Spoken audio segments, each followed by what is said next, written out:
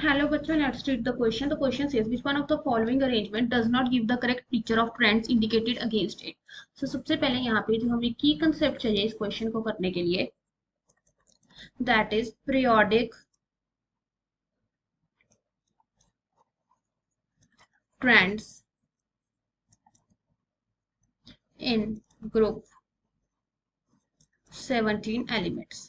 सो अगर हम ग्रुप 17 के एलिमेंट्स देखते हैं, that is fluorine, chlorine, bromine और आयोडीन। सो जैसे जैसे हम नीचे जा रहे हैं, हमारे पास जो साइज है वो क्या करता है, इंक्रीज करता है। और साइज इंक्रीज करने से हमारे पास क्या हो रहा है, यहाँ पे जो इलेक्ट्रॉन एक्टिविटी है वो क्या करती है, डिक्रीज करती है। सो अगर हम देखें, हमारे पास जो इलेक्ट्रॉन एक्टिविटी का ऑर्डर होगा वो क्या होगा, सबसे कम फ्लोरीन का, फिर क्लोरीन का, फिर ब्रोमीन का और फिर आयोडीन का। सो ये स्टेटमेंट हमारे पास क्या है, करेक्ट। अब सेकेंड है ऑक्सीडाइजिंग पावर। सो ऑक्सीडाइजिंग पावर का हमारे पास जो ट्रेंड होता है वो कुछ इस तरह का होता है। हमारे पास क्या होता है, जो सबसे स्ट्रॉन्गेस्ट ऑक्सीडाइजिंग एजेंट होता है that is fluorine. Why? Because fluorine हमारे पास बहुत ज्यादा इलेक्ट्रोनेगेटिव स्पीशीज है। सो इलेक्ट्रोनेगेटिव स्पीशीज होने की वजह से ये क्या करता है कि अपने जो शेयर्ड पेयर ऑफ इलेक्ट्रॉन्स है उनको अपने पास होल्ड करके रखता है। क्या होता है कि अब देखो, ऑक्सीडाइजिंग एजेंट का मतलब क्या है कि जो दूसरे की ऑक्सीडेशन कर रहा है, खुद की इसकी क्या हो रही है, रिडक्शन हो रही है।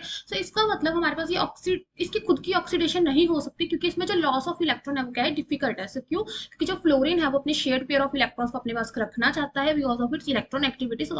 Order of oxidising power is like this. अब सी है इलेक्ट्रॉन एफिनिटी। सो ये जो हमारे पास इलेक्ट्रॉन एफिनिटी का ऑर्डर है ये बिल्कुल करेक्ट ऑर्डर है। होता तो क्या है कि हमारे पास जैसे जैसे हम डाउन द ग्रुप जाते हैं, इलेक्ट्रॉन एफिनिटी डिक्रीज करती है। होनी तो हमारे पास फ्लोरीन की इलेक्ट्रॉन एफिनिटी ज्यादा चाहिए थी as compare to chlorine. But होता क्या है, सबसे पहले अगर हम इलेक्ट्रॉन एक्टिविटी देखें तो सबसे ज्यादा हमारे पास इलेक्ट्रॉन एक्टिविटी फ्लोरीन की आएगी, फिर क्लोरीन की, फिर ब्रोमीन की और फिर आयोडीन की, क्योंकि फ्लोरीन सबसे ज्यादा हमारे पास स्मॉल साइज और इसकी इलेक्ट्रॉन एक्टिविटी ज्यादा है। सेकंड, ऑक्सीडाइजिंग पावर का अगर ट्रेंड देखें तो हमारे पास इस तरह से होता है, that is fluorine is the strongest oxidising agent because of its high electron activity, small size. तो फ्लोरीन क्या करता है, अपने शेयर्ड पेयर ऑफ इलेक्ट्रॉन्स को अपने पास रखता है।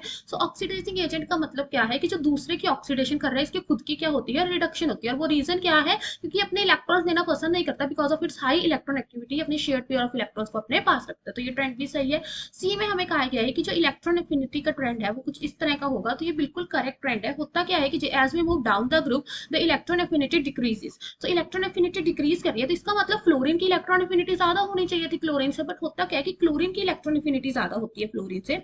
द रीजन बीइंग इज कि हमारे पास क्या होता है कि जो फ्लोरीन है उसमें जब देखो इलेक्ट्रॉन एफिनिटी क्या होता है, कितनी एनर्जी रिलीज हुई है जब हम एक इलेक्ट्रॉन ऐड कर रहे हैं टू गैसियस एटम। ओके, हमारे पास क्या है कि अगर हम फ्लोरीन में इलेक्ट्रॉन ऐड करते हैं तो वो इलेक्ट्रॉन ऐड होगा 2p एटॉमिक ऑर्बिटल में। अब 2p ऑर्बिटल में क्या होता है कि इलेक्ट्रॉन ऐड करने से इसमें रिपल्शन होती है। बिकॉज ऑफ दैट रिपल्शन इस केस में जो एनर्जी रिलीज होती है वो कम होती है एज कम्पेयर टू क्लोरीन जिसमें इलेक्ट्रॉन ऐड हो रहा है 3p में। सी भी हमारे पास करेक्ट ऑर्डर है। अब देखो जो डी है उसमें हमें दे रखा है order of bond dissociation energy. ये जो ऑर्डर है ये हमारे पास गलत है, क्योंकि देखो जैसे जैसे as we move down the group हमारे पास बॉन्ड डिसोसिएशन एनर्जी डिक्रीज करती है because as we move down the group bond length बढ़ गई। बॉन्ड लेंथ बढ़ गई तो बॉन्ड वीक हो गया, तो उसको डिसोसिएट करना उतना क्या हो जाता है, ईजी हो जाता है। लेकिन हमारे पास जो टरेंट आता है वो कुछ इस तरह का आता है।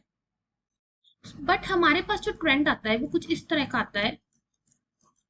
दैट इज, देखो आयोडीन में तो समझ आ रहा है कि आयोडीन में जो बॉन्ड लेंथ है सबसे ज्यादा है, बॉन्ड वीक है तो बॉन्ड से एनर्जी कम होगी। लेकिन अब फ्लोरीन जो है, फ्लोरीन का तो बॉन्ड सबसे कम था। बॉन्ड सबसे कम होने का मतलब है बॉन्ड लेंथ कम है, तो इसमें तो सबसे ज्यादा एनर्जी चाहिए थी। बट यहाँ पे हमारे पास एक एबनॉर्मेलिटी आ जाती है कि जो इंथैल्पी ऑफ डिसोसिएशन होती है फ्लोरीन की वो क्या हो जाती है, कम हो जाती है as compare to that of हमारे पास जो है क्लोरीन और ब्रोमीन से। इसका रीजन क्या है, क्योंकि हमारे पास क्या होता है, the relative large electron electron repulsion among the lone pair of fluorine molecule where they are much very much closer to each other than in case of chlorine और ब्रोमीन।